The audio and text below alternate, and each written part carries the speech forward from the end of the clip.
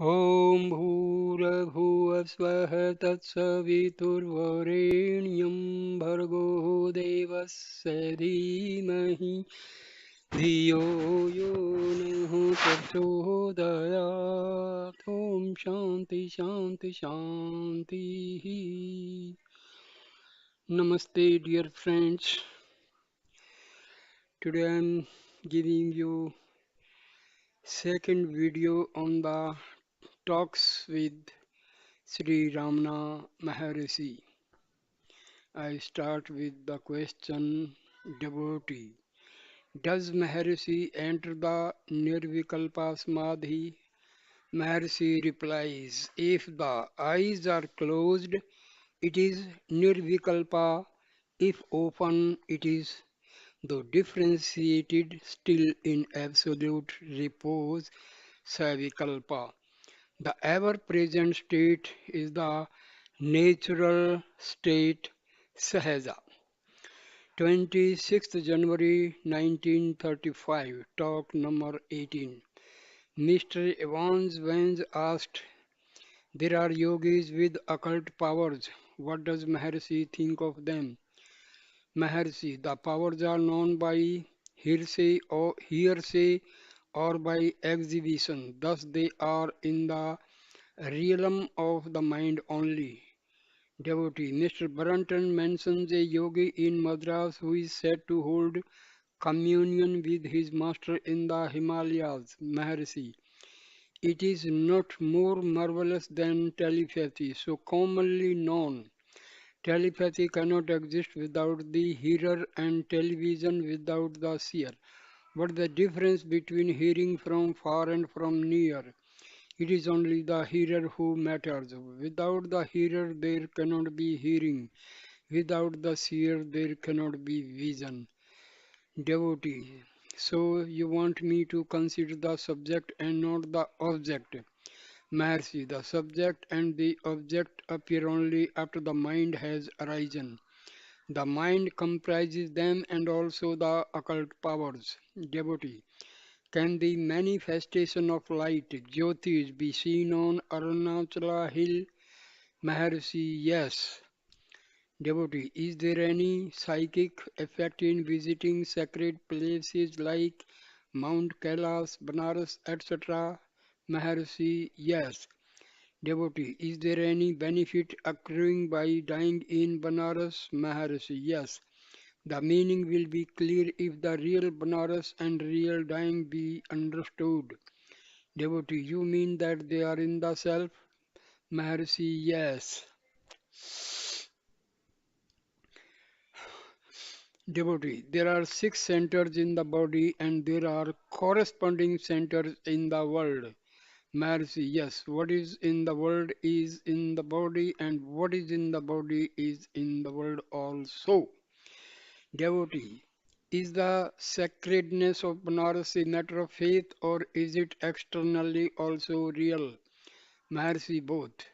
Devotee, some people are attracted to one place of pilgrimage and others to another. Is it according to their temperaments?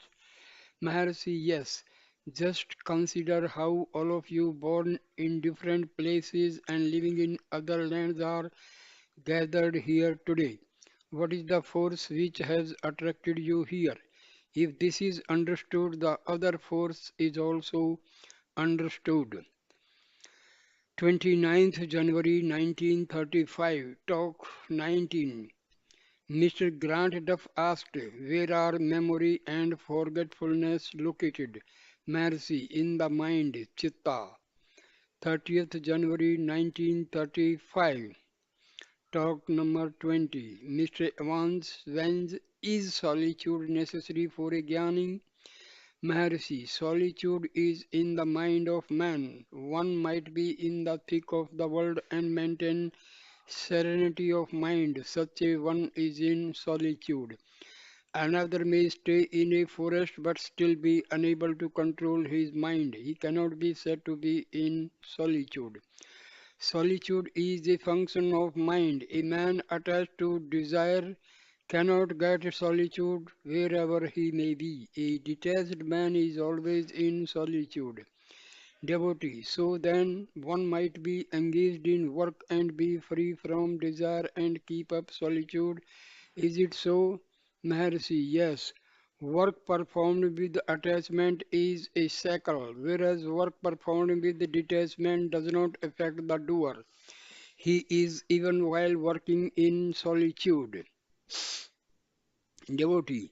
They say that there are many saints in Tibet who remain in solitude and are still very helpful to the world. How can it be? Maharshi, it can be so. Realization of the self is the greatest help that can be rendered to humanity. Therefore, the saints are said to be helpful, though they remain in forest. But it should not be forgotten that solitude is not in forest only, it can be had even in towns in the thick of worldly occupations. Devotee, it is not necessary that the saints should mix with people and be helpful to them. Maharshi, the self alone is the reality, the world and the rest of it are not. The realized being does not see the world as different from himself. Devotee, thus then the saint's realization leads to the uplift of humanity without the latter being aware of it. Is it so? Maharshi, yes, the help is imperceptible but is still there. A saint helps the whole of humanity unknown to the latter. Devotee, would it not be better if he mixed with others? Maharshi, there are no others to mix with. The self is the one and the only reality. Devotee, if there be 100 self-realized men, will it not be to the greater benefit of the world? Maharshi, when you say self, you refer to the unlimited, but when you add man to it, you limit the meaning. There is only one infinite self. Devotee, yes, yes, I see. Sri Krishna has said in the Gita that work must be performed without attachment, and such work is better than idleness. Is it karma yoga? Maharshi, what is said is given out to suit the temperament of the hearers. Devotee, in Europe it is not understood by the people that a man in solitude can be helpful.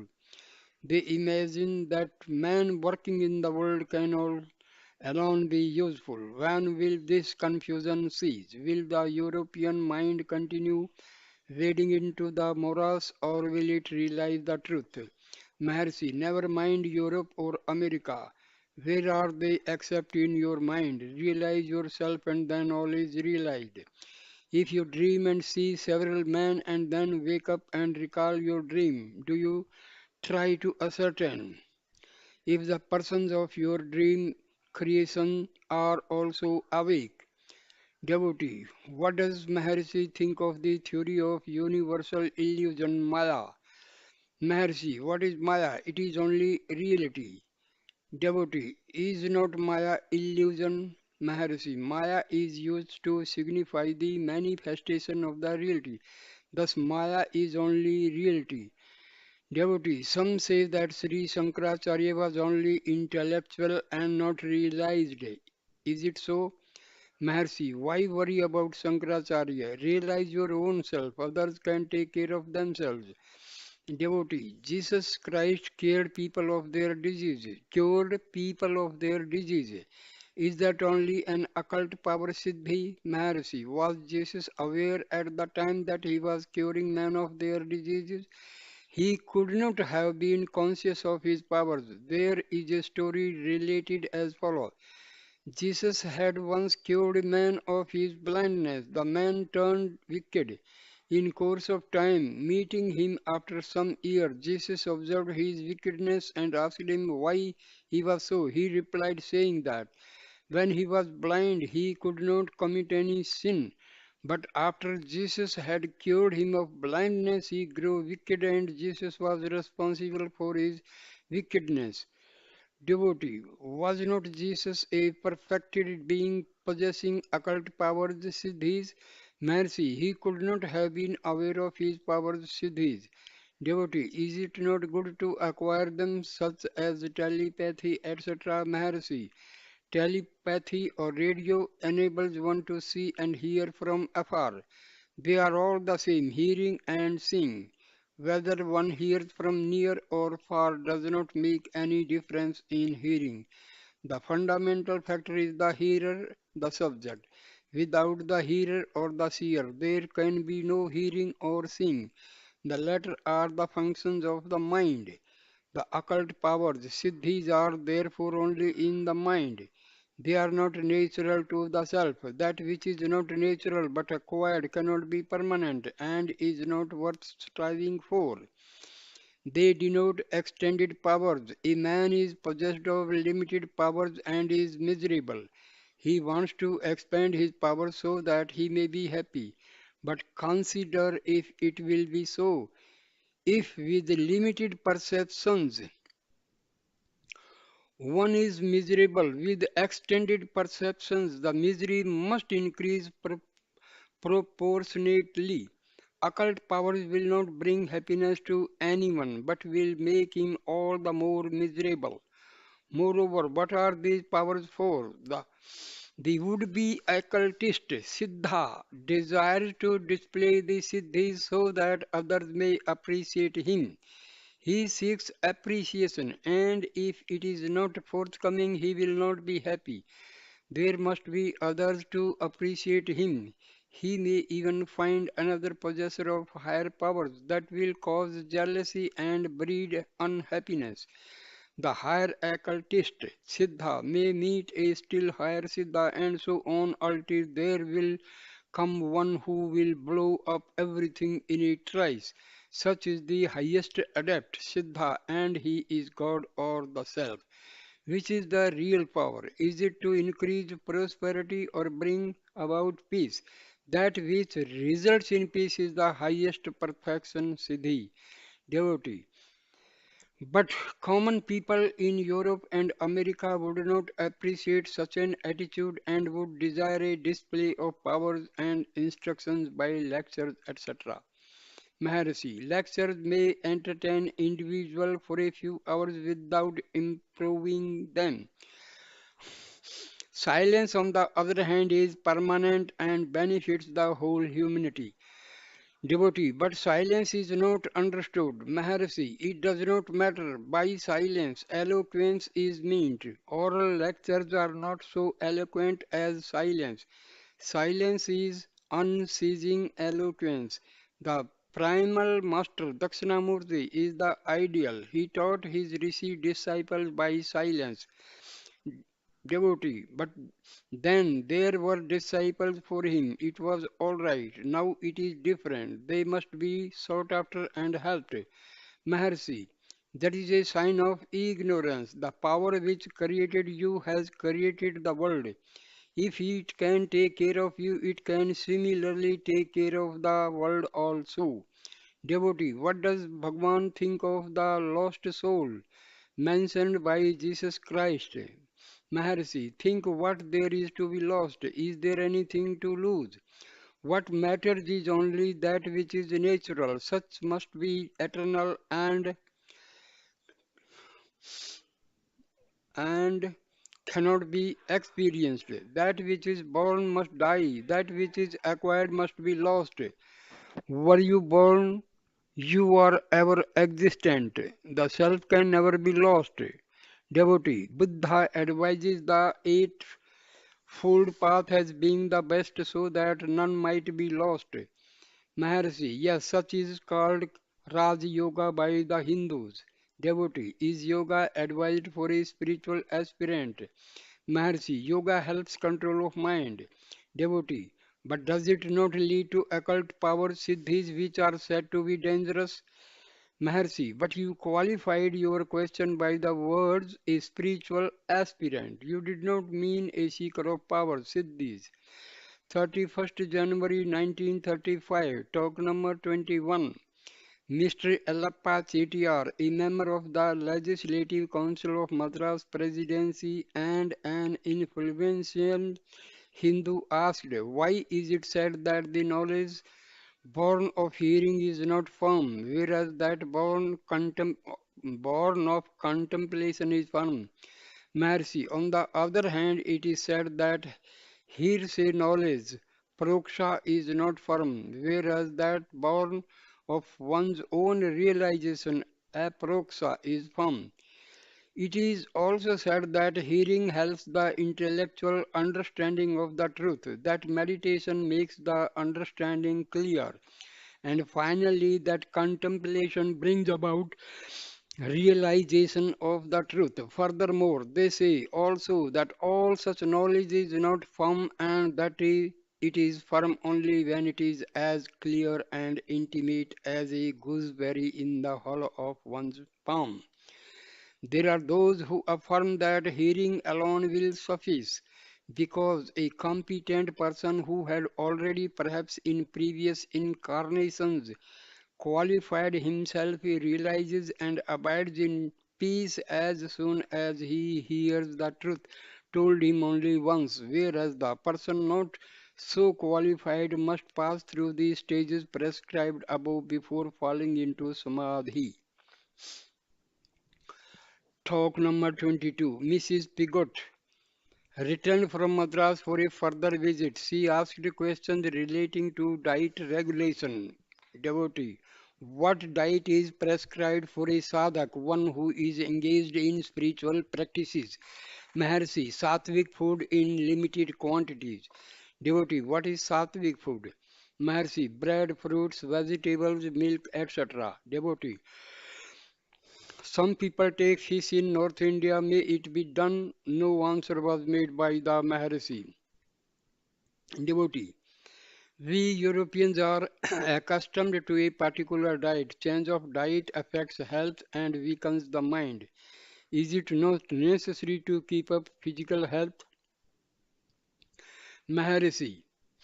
Quite necessary. The weaker the body, the stronger the mind grows. Devotee, in the absence of our usual diet, our health suffers and the mind loses strength. Maharishi, what do you mean by strength of mind? Devotee, the power to eliminate worldly attachment. Maharishi, the quality of food influences the mind. The mind feeds on the food consumed. Devotee, really, how can the Europeans adjust themselves to sattvic food only? Mercy, pointing to Mr. Evans Vance, you have been taking our food. Do you feel uncomfortable on that account? Mr. Evans Vance, no, because I am accustomed to it. Devotee, what about those not so accustomed? Maharshi, habit is only adjustment to the environment. It is the mind that matters. The fact is that the mind has been trained to think certain foods tasty and good. The food material is to be had both in vegetarian and non-vegetarian diet equally well, but the mind desires such food as it is accustomed to and consider tasty. Devotee, are there restrictions for the realized man in a similar manner? Maharshi, no, he is steady and not influenced by the food he takes. 2nd February 1935, talk number 23. Mr. Evans Vance continued another day.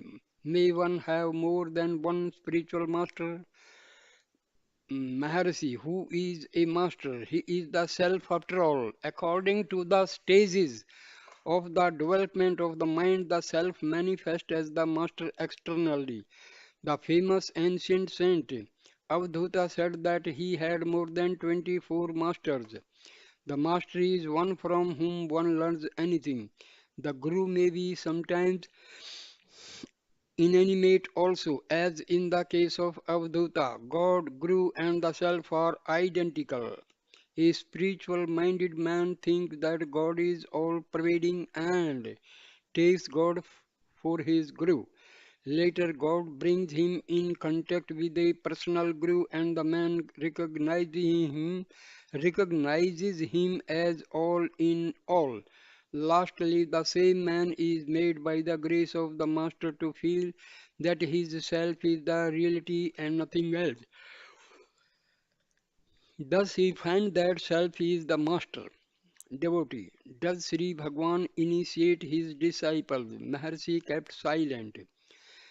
Thereafter, one of the devotees took it upon himself to answer, saying, Maharshi does not see anyone as outside of himself, so there are no disciples for him.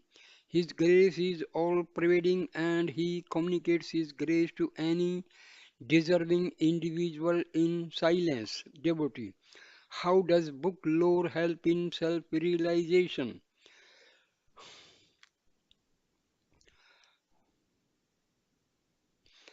Uh, Only so far as to make spiritually minded devotee. How far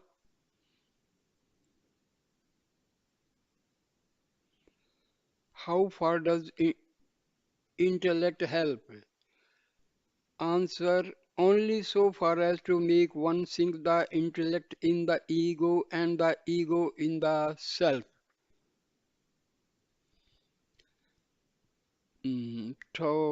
4th February 1935.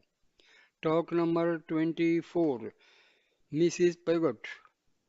Why do you take milk but not eggs? Maharshi. The domesticated cows yield more milk than necessary for their calves and they find it a pleasure to be relieved of the milk. Devotee. But the hen cannot contain the eggs. Maharshi. But there are potential lives in them. Devotee. Thought ceases suddenly, then I rises up as suddenly and continues. It is only in the feeling and not in the intellect. Can it be right?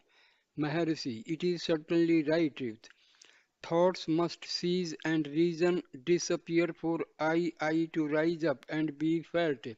Feeling is the prime factor and not reason.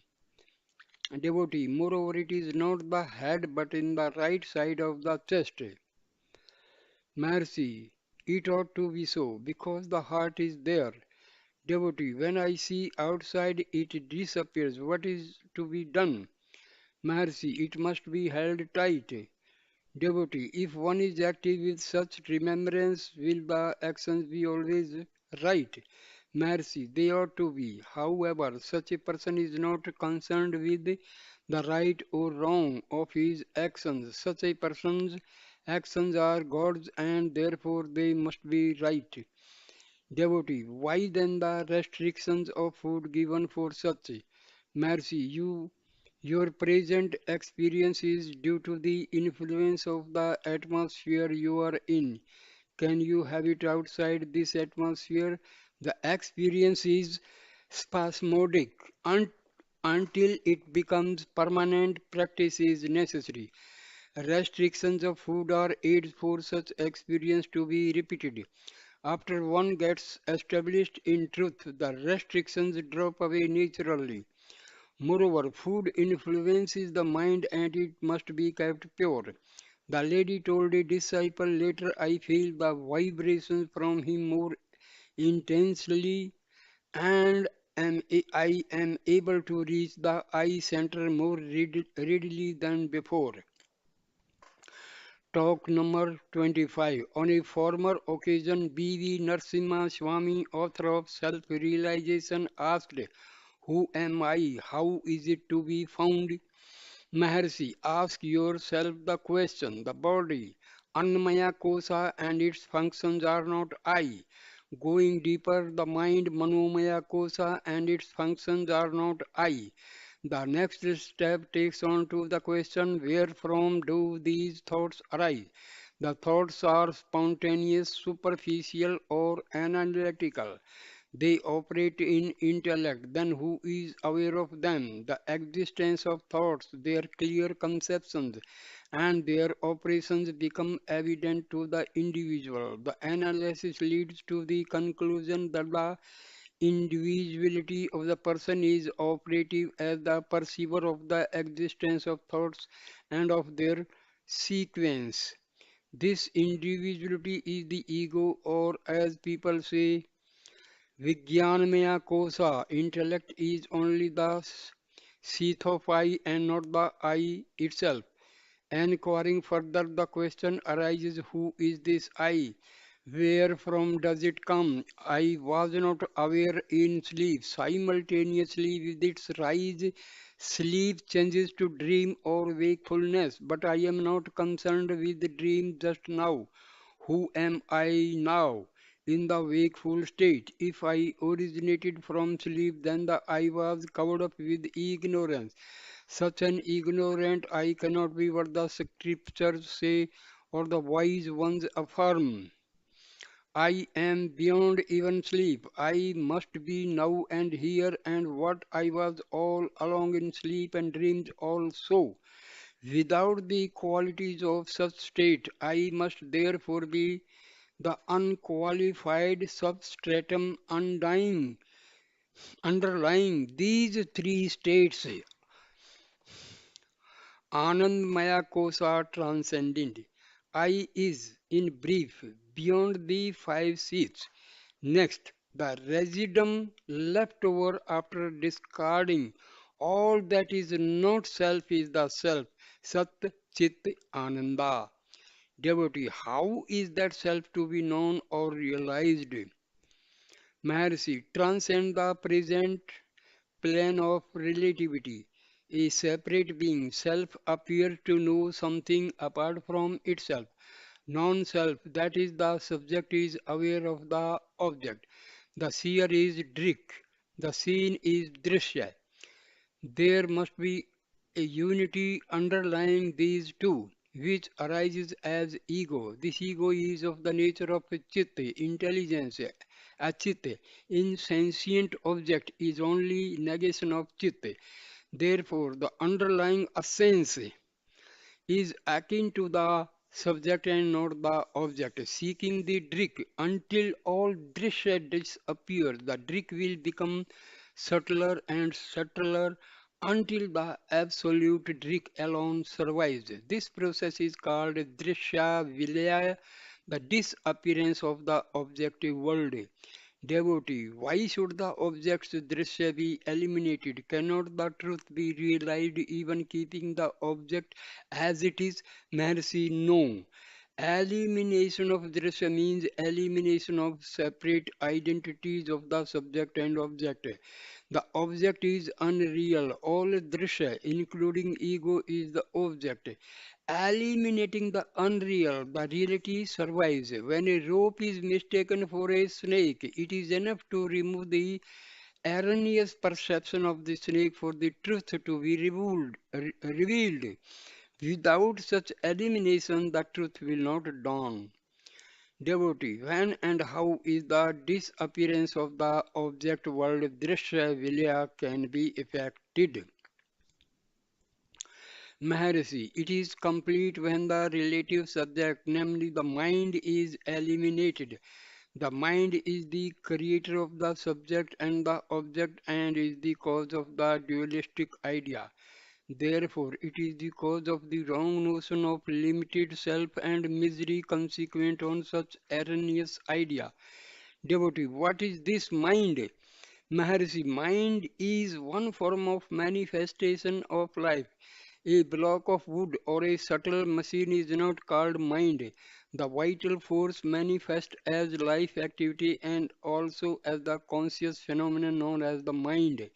Devotee, what is the relation between mind and the object? Is the mind contacting something different from it with the world? Maharishi, the world is sensed in the waking and the dream states or is the object of perception and thought, both being mental activities. If there were no such activities as waking and dreaming thought, there would be no perception or inference of world. In sleep, there is no such activity and object and world do not exist for us in sleep. Hence, a reality of the world may be created by the ego by its act of emergence from sleep, and that reality may be swallowed up or disappear by the soul resuming its nature in sleep. The emergence and disappearance of the world are like the spider producing a gossamer web and then withdrawing it. The spider here underlies all the three states, waking, dreaming, and sleep. Such a spider in the person is called Atma, self. Whereas the same with reference to the world which is considered to issue from the sun is called Brahma, Supreme Spirit. He that is in man is the same as he that is in the sun. Savaschayam parsyayascha vyadatte sa ekaha. While self or spirit is unmanifest and inactive, there are no relative doubles, that is, subject and object, drik and drishya. If the inquiry into the ultimate cause of manifestation of mind itself is pushed on, mind will be found to be only the manifestation of the real, which is otherwise called Atma or Brahma. The mind is termed Sukshma Sarira or subtle body, and Jiva is the individual soul. The Jiva is the essence of the growth of individuality. Personality is referred to as Jiva. Thought or mind is said to be its face, or one of the ways in which the Jiva manifests itself. The earlier stage or phase of such manifestation being vegetative life. This mind is always seen as being related to or acting on some non-mind or matter, and never by itself. Therefore, mind and matter coexist. Talk number 26. Devotee. How shall we discover the nature of the mind, that is, its ultimate cause, or the noumenon of which it is a manifestation? Maharishi. Arranging thoughts in the order of value, the I thought is the all important thought. Personality, idea, or thought is also the root or the stem of all other thoughts, since each idea or thought arises only as someone's thought and is not known to exist independently of the ego. The ego therefore exhibits thought activity. The second and the third persons do not appear except to the first person. Therefore, they arise only after the first person appears. So, all the three persons seem to arise and sink together. Trace then the ultimate cause of I or personality. The I idea arises to an embodied ego and should be related to a body or organism. Has it a location in the body or a spatial relation to any particular spot? As speech, which has its center in the brain or an amativeness in the brain. Similarly, has I got any center in the brain, blood or viscera? Thought life is seen to center around the brain and the spinal cord, which in turn are fed by the blood circulating in them, carrying food and air duly mixed up, which are transformed into nerve matter. Thus, vegetative life, including circulation, respiration, alimentation, etc., or vital force is said to be or reside in the core or essence of the organism. Thus, the mind may be regarded as the manifestation of vital force, which again may be conceived as residing the heart. Devotee. Now, for the art of eliminating the mind and the developing intuition in its stead, are they two distinct stages with a possible neutral ground which is neither mind nor intuition? Or does the absence of mental activity necessarily involve self realization? Maharishi. To the Abhyasi practitioner, there are two distinctive stages. There is a neutral ground of sleep, coma, faint, insanity, etc., in which The mental operations either do not exist or consciousness of self does not prevail. Devotee, taking the first part first, how is the mind to be eliminated or relative consciousness transcended? Maharshi, the mind is by nature restless. Begin liberating it from its restlessness. Give it peace, make it free from distractions. Train it to look inward.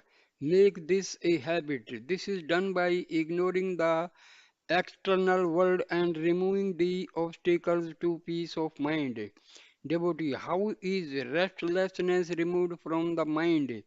Maharshi, external contacts with objects other than itself make the mind restless. Loss of interest in non-self, vairagya, is the first step. Then the habit of introspection and concentration follow. They are characterized by control of external senses, internal faculties, etc., sama, dhamma, etc., ending in samadhi, undistracted mind. Talk 27. Devotee, how are they practiced? Maharshi, an examination of the ephemeral nature of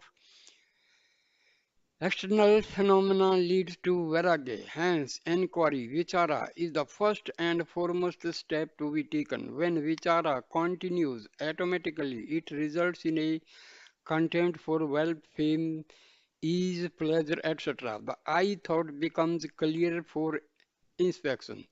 The source of I is the heart, the final goal. If, however, the aspirant is not temperamentally suited to Vichara Marga, to the introspective analytical method, he must develop bhakti, devotion to an ideal, maybe God, Guru, humanity in general, ethical laws, or even the idea of beauty. When one of these takes possession of the individual, other attachments grow weaker.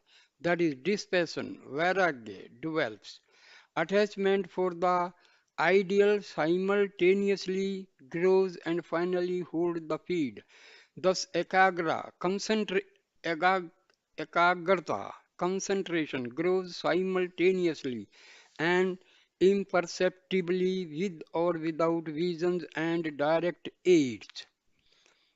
In the absence of inquiry and devotion, the natural sedative pranayama, breath regulation may be tried. This is known as yoga marga. If life is imperiled, the whole interest centers around the one point, the saving of life. If the breath is held, mind cannot afford to and does not jump at its pets external objects. Thus, there is rest for the mind so long as the breath is held. All attention being turned on breath or its regulation, other interests are lost.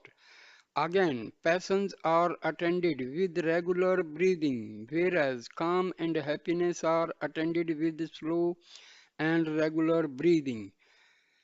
Paroxysm of joy is in fact as painful as one of pain, and both are accompanied by ruffled breaths.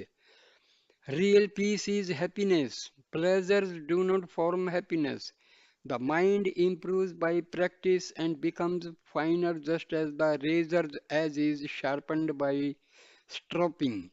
The mind is then better able to tackle internal or external problems. If an aspirant be unsuited temperamentally for the first two methods and circumstantially on account of age for the third method, he must try the karma marga, doing good deeds, for example, social service. His nobler instincts become more evident and he derives impersonal pleasure. His smaller self is less assertive and has a chance of expanding its good side. The man becomes duly equipped for one of the three aforesaid paths. His intuition may also develop directly by this single method. Devotee, can a line of thought or a series of questions induce self hypnotism? Should it not be reduced to a single point analyzing the unanalyzable, elementary, and vaguely perceived and elusive. I, Maharishi, yes, it is really like gazing into vacancy or a dazzling crystal or light. Devotee, can the mind be fixed to that point? How? Maharishi, if the mind is distracted, ask the question promptly, to whom do these distracting thoughts arise? That takes you back to the I point promptly. Devotee, how long can the mind stay or be kept in the heart? Maharshi, the period extends by practice. Devotee, what happens at the end of the period? Maharshi, the mind is returned to the present normal state. Unity in the heart is replaced by variety of phenomena perceived. This is called the outgoing mind. The heart-going mind is called the resting mind. Devotee, is all this process merely intellectual or does it exhibit feeling predominantly? Maharishi, the latter. How, devotee, how do all thoughts cease when the mind is in the heart? Maharishi, by force of will, with the strong faith in the truth of the Master's teaching to that effect. Devotee, what is the good of this process? Maharishi, A. Conquest of the will, development of concentration. B. Conquest of passions, development of dispassion. C. Increased practice of virtue. Samtava, equality to all. Devotee. Why should one adopt this self-hypnotism by thinking on the unthinkable point? Why not adopt other methods like gazing into light, holding the breath, hearing music, hearing internal sounds, repetition of the sacred syllable pranava or other mantras? Maharshi, light gazing stupefies the mind and produces catalepsy of the will for the time being, yet scores no permanent benefit. Breath control benumbs the will for the time being only. Sound hearing produces similar results unless the mantra is sacred and secures the help of a higher power to purify and raise the thoughts. Talk 28. What is the devotee? What is the interrelation between regulation of thought and regulation of breath? Maharishi, thought, intellectual and respiration, circulation, etc., vegetative activities are both different aspects of the same, the individual life. Both depend upon or metaphorically reside or inhere in life. Personality and other ideas spring from it like the vital activity. If respiration or other vital activity is forcibly repressed, thought also is repressed. If thought is forcibly slowed down and pinned to a point, the vital activity of respiration is slowed down, made even and confined to the lowest level compatible with life. In both cases, the distracting variety of thought is temporarily at an end. The interaction is noticeable in other ways also. Take the will to live.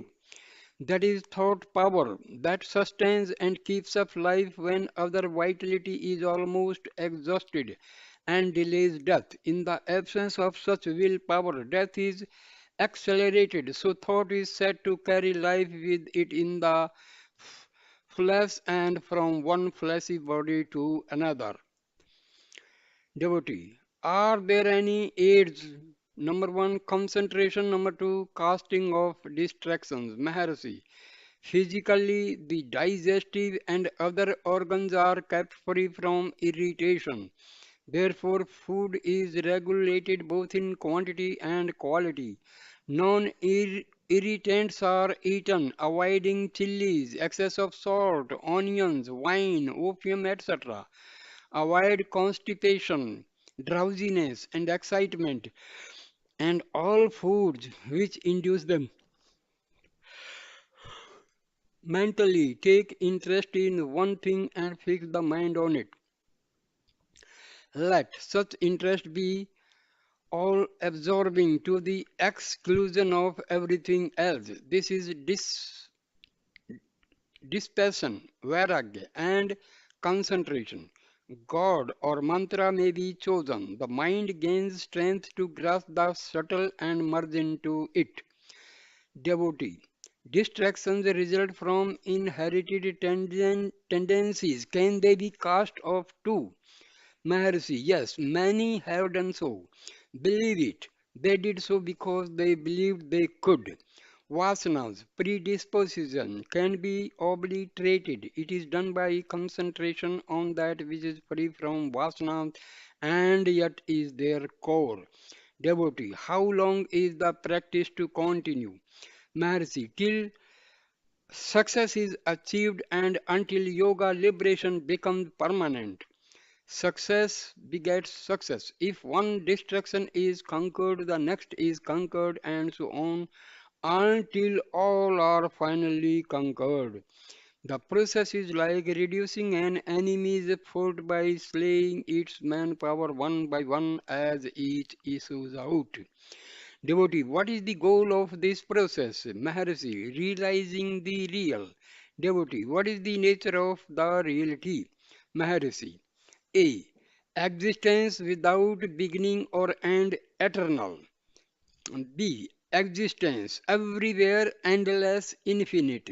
C. Existence underlying all forms, all changes, all forces, all matter and all spirit. The many change and pass away phenomena, whereas the one always endures, noumenon. D. The one displacing the triads, that is the knower, the knowledge, and the known. The triads are only appearances in time and space, whereas the reality lies beyond and behind them. They are like a mirage over the reality. They are the result of delusion. Devotee, if I also be an illusion, who then cast off the illusion? Maharshi, the I cast off the illusion of I and yet remains as I. Such is the paradox of self-realization. The realized do not see any contradiction in it. Take the case of bhakti. I approach Ishvara and pray to be absorbed in him.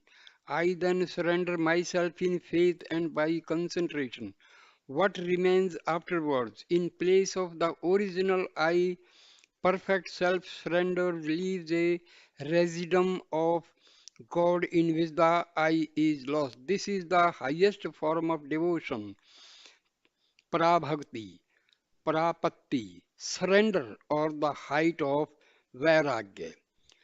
You give up this and that of my possessions. If you give up I and mine, instead all are given up at a stroke. The very seed of possessions is lost. Thus the evil is nipped in the bud or crushed in the germ itself. This passion, vairagya, must be very strong to do this. Eagerness to do is it must be equal to that of a man kept under water trying to rise up to the surface for his life. D. Cannot this trouble and difficulty be lessened with the aid of a master or an Ishta Devta, God chosen for worship? Cannot they give the power to see our self as it is, to change us into themselves, to take us into self-realization? M. East Maharshi. Ishta Devta and Guru are aids, very powerful aids on this path, but an aid to be effective requires your effort also. Your effort is a sine qua non. It is you who should see the sun. Can spectacles and the sun see for you? You yourself have to see your true nature. Not much aid is required for doing it. Devotee. What is the relation between my free will and the overwhelming might of the omnipotent? A.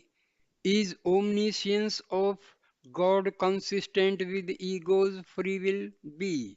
Is omnipotence of God consistent with ego's free will?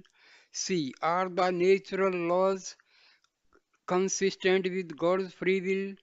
Mercy. Yes, free will is the present appearing to a limited faculty of sight and will. The same ego sees its past activity as falling into a course of law or rules, its own free will being one of the links in that course of law. Omnipotence and omniscience of God are then seen by the ego to have acted through the appearance of his own free will. So he comes to conclusion that the ego must go by appearances. Natural laws are manifestations of God's will and they have been laid down. Devotee. Is the study of science, psychology, physiology, philosophy, etc. helpful for number one, this art of yoga liberation, two, the intuitive grasp of the unity of the real, mercy, very little. Some knowledge is needed for yoga and it may be found in books, but practical application is the thing needed and personal example. Personal touch and personal instructions are the most helpful aids. As for the other, a person may laboriously convince himself of the truth to be intuited. That is its function and nature. But the actual intuition is akin to feeling and requires practice and personal contact. Mere book learning is not of any great use. After realization, all intellectual loads are useless burdens and are thrown overboard as jetsam. Jettisoning the ego is necessary and natural.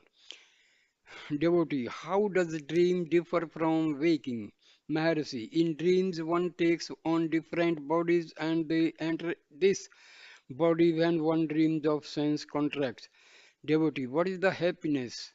Is it inhering in the Atma or in the object or in the contact between the subject and the object? But we do not see happiness in our affairs. When does it actually arise? Maharshi, when there is contact of a desirable sort or memory, therefore, thereof, and when there is freedom from undesirable contexts or memory thereof, we say there is happiness. Such happiness is relative and is better called pleasure. But man want absolute and permanent happiness. This does not reside in objects but in the absolute. It is peace free from pain and pleasure. It is a neutral state. Devotee, in what sense is happiness our real nature? Maharshi, perfect bliss is Brahma. Perfect peace is of the self that alone exists and is conscious. The same conclusion is arrived at A. Judged metaphysically. B. Inferred by Bhakti Marga, path of devotion. We pray to God for bliss and receive it by grace. The best hour of bliss must be bliss itself and also infinite. Therefore, Ishvara is the personal God of infinite power and bliss. Brahma is bliss, impersonal and absolute. The finite egos deriving their source from Brahma and then Ishvara are in their spiritual nature bliss only. Biologically, an organism functions because such functions are attended with happiness. It is pleasure that helps our growth, food, exercise, rest, and gregarious qualities. The psychology and metaphysics of pleasure is perhaps this. Our nature is primarily one, entire blissful. Take this as a probable hypothesis. Creation is by the entire Godhead breaking into God and nature, Maya or Prakriti.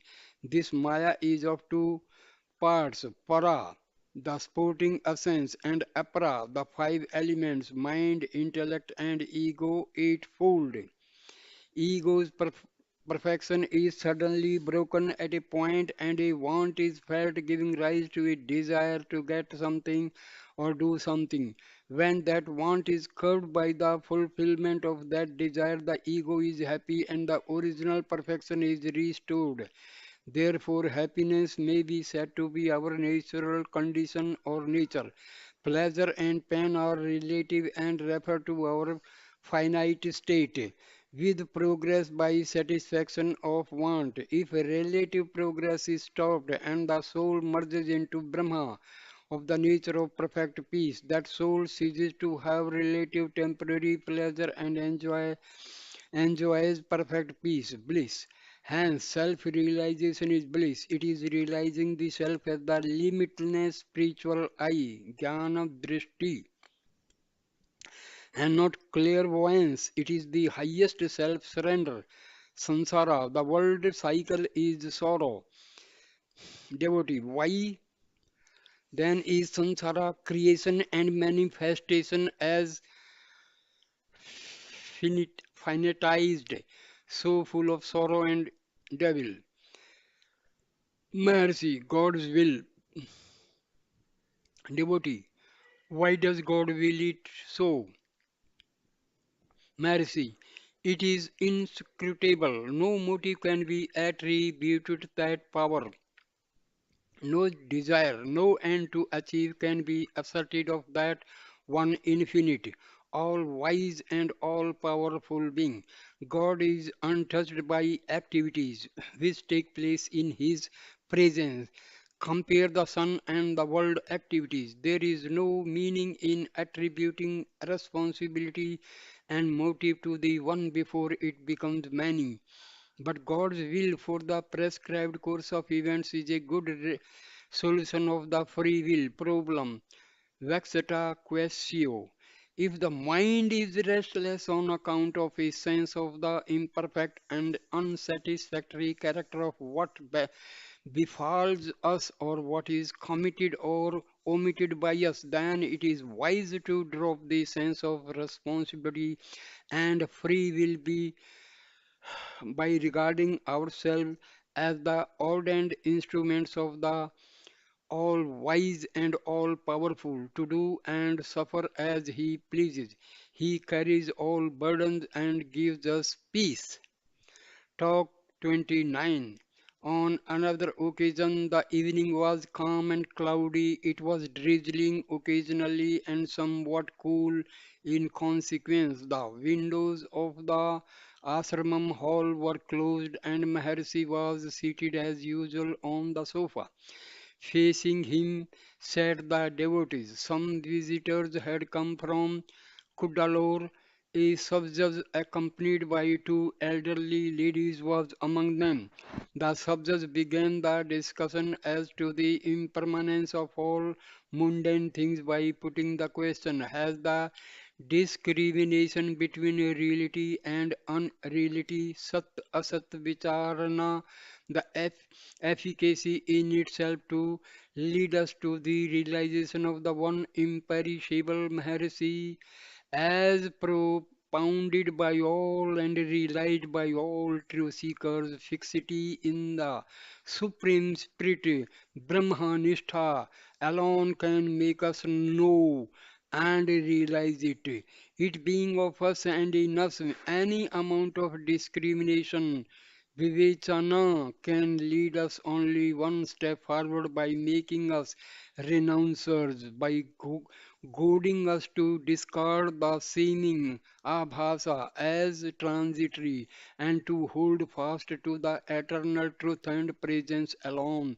The conversation turned upon the question as to whether Ishvara Prasad, divine grace, is necessary for the attaining of Samrajya, universal dominion, or whether a jiva's honest and strenuous efforts to attain it cannot of themselves lead him to that from whence in no return to life and death. The Maharshi, with an ineffable smile which lit up his holy face and which was all pervasive, shining upon the coterie around him, replied in tones of certainty and with the ring of truth. Divine grace is essential for realization. It leads one to God realization. But such grace is vouchsafed only to him who is a true devotee or a yogi, who has striven hard and ceaselessly on the path towards freedom. Devotee, there are six centers mentioned in the yoga books, but the jiva is said to be reside in the heart. Is it not so? Mercy, yes, the jiva is said to remain in the heart in deep sleep and in the brain in the waking state. The heart need not be taken to be the muscular cavity with four chambers which propels blood. There are indeed passages which support the view. There are others who take it to mean a set of ganglia or nerve centers about the reason. Whichever view is correct does not matter to us. We are not concerned with anything less than ourselves. That we have certainly within us. There could be no doubts or discussions about that. The heart is used in the Vedas and the scriptures to denote the place whence the notion I springs. Does it spring only from the fleshy ball? It springs within us somewhere right in the middle of our being. The I has no location. Everything is the self. There is nothing but that.